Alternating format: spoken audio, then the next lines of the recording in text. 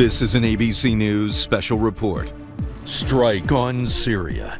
Now reporting, George Stephanopoulos. Good evening. We are coming on the air right now because President Trump has just ordered a military strike on Syria. It comes just 2 days after that horrific chemical attack by the Assad regime that killed almost 100 people, including women and children.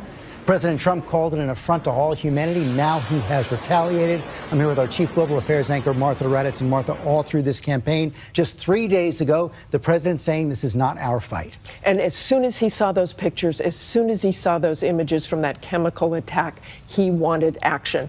I think this is the single fastest punishing strike I have ever seen.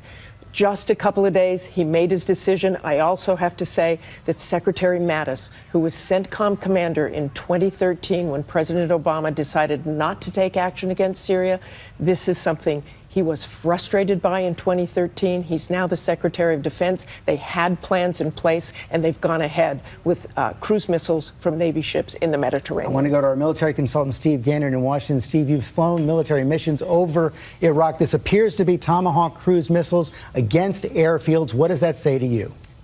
George, it says that the president wanted to not risk any U.S. lives and to punish Assad as quickly as possible. So we think the cruise missiles were launched by 2 U.S. Navy ships, Arleigh Burke-class destroyers, the USS Ross and the USS Porter, in the eastern Mediterranean. They would have flown likely over Lebanon, low altitude, and come in backdoor and hit targets within Syria in Assad-held terrain. I want to go to our chief White House correspondent, John Carl. John, the president down in Mar-a-Lago. You're there as well for that summit with President Xi of China, surrounded by his entire brain trust.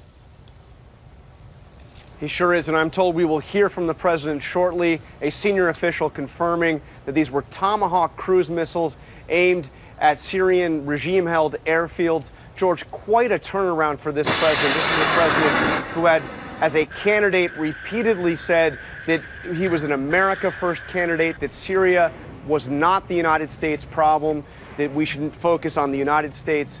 But now, after seeing that chemical weapons attack, he was very blunt yesterday, speaking in the Rose Garden, that changed his views on Syria, and now he has ordered military action.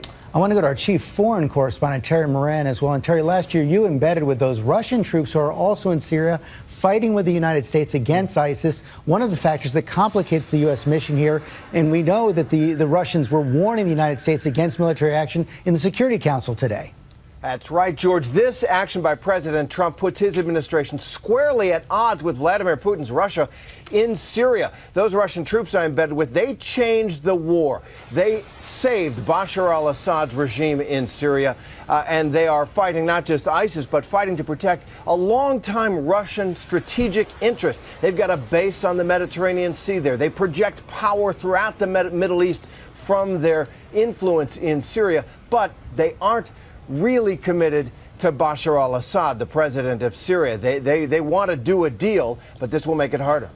Okay, Terry Moran and our entire team, thank you very much. We're waiting to hear from President Trump right now. No word yet from the Russians or the Syrians, but President Trump has ordered and completed a military strike against Syria. We'll have much more. You can get all the latest anytime on abcnews.com. And stay tuned for an update of World News Tonight with David Muir. I'm George Stephanopoulos in New York.